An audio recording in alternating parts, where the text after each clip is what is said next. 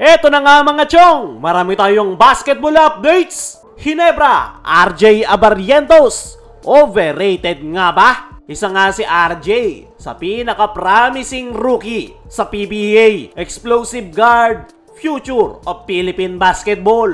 Pero teka lang, overrated nga ba si RJ Abarrientos? Tama nga ba na tawagin siyang next big thing sa kanyang naging performance sa Hinebra? Bago kayo magalit, panoorin nyo to hanggang dulo, baka magulat kayo sa twist. Ito nga si RJ Abarrientos mga chong ay kilala sa pagiging fearless guard mula FEU.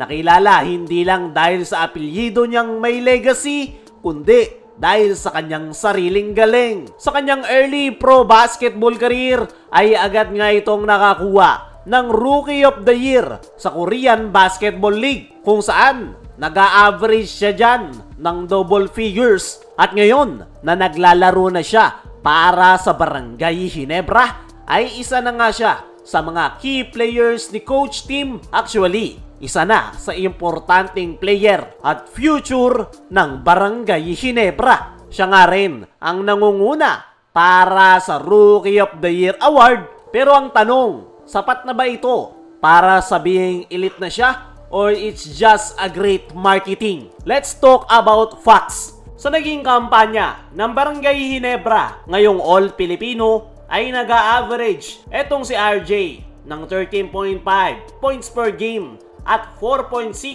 assists per game. Turnovers, medyo mataas para sa isang point guard, at yun nga yung hindi gusto sa kanya ng ilang mga fans. Mataas ang potensyal netong si RJ Abarrientos, pero as of now, hindi pa siya game changer. Nagagawa niya pasulpot-sulpot pero hindi consistent. Kailangan na rin niya ng more maturity at decision-making skills. Bawasan yung masyadong fancy plays at dribblings dahil madalas dyan nagto-turnover etong si RJ Abarrientos. So, overrated nga ba si RJ? Marami ang magsasabing yes dahil masyadong mataas ang expectations na hindi pa niya naaabot.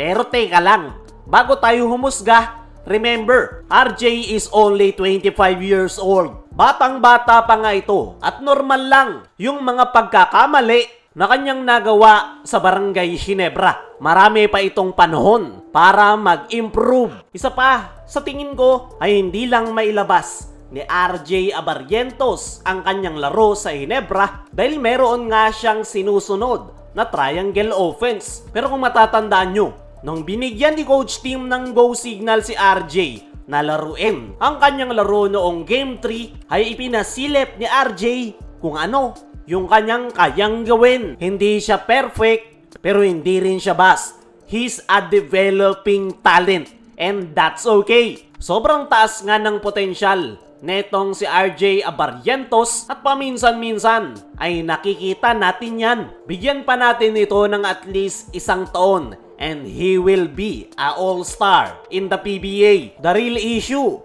hindi si RJ ang overrated. Tayo ang may maling expectation. Hindi lahat ng player kayang maging superstar agad. Hindi porket galing abroad ay superstar na agad sa PBA. And most of all, development takes time. Kaya naman, RJ isn't overrated.